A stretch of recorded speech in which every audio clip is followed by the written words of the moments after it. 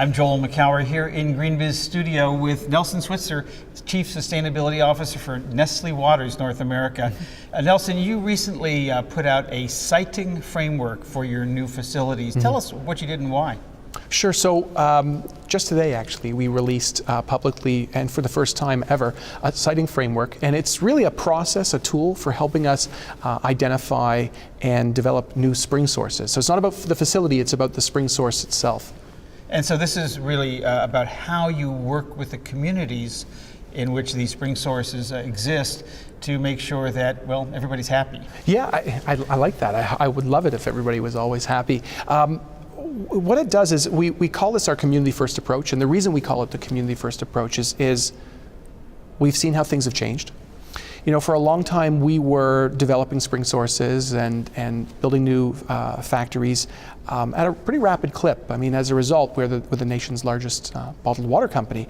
But things have really changed. I think what's changed most is how communities now are asking more questions than they've ever asked before. The level of transparency and accountability that they expect is much greater than it's ever been. And so with that change, we've seen that we've had to change because quite frankly, we began sort of failing at being able to site new spring sources in a reasonable amount of time. And we wanted to make sure that we could do it in a way that would build relationships and create genuine shared value with those communities. The way I would put it is where formerly it was about trying to develop a resource within a community. Now this approach is about how do we help a community develop their resource. So it sounds like you're asking the communities to hold Nestle more accountable. Absolutely. I think we all owe it to one another to hold each other accountable. If we don't, we'll never improve. So what will this enable you as a company to be able to do going forward? Well, I hope that what it helps us do is, first of all, I hope it helps us build stronger relationships. Still build stronger relationships, build more resilient communities. I hope that it helps us site new spring sources more quickly, more efficiently. I hope it helps us find partnerships that create shared value. I hope it helps build the trust that's really needed so that communities call us more frequently and help us be successful with them together more quickly.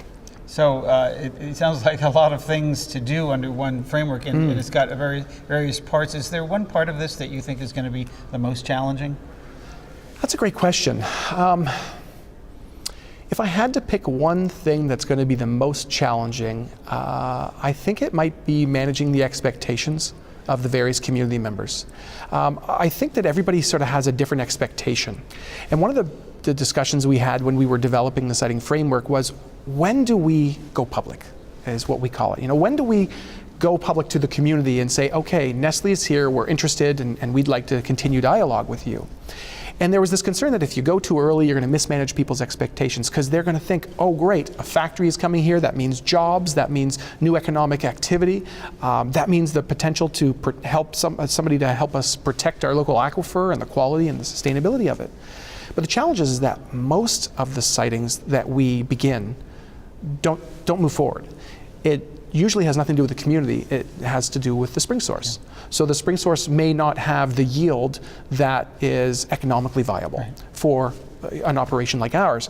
And so that's probably the one piece I think is the biggest challenge, is how do you really time exactly when you should go public? But what we've erred on is more rather than less. Yeah. We'd rather be transparent to try to manage people's expectations. So if this works, you'll be able to develop new spring sources more quickly and with better community buy-in.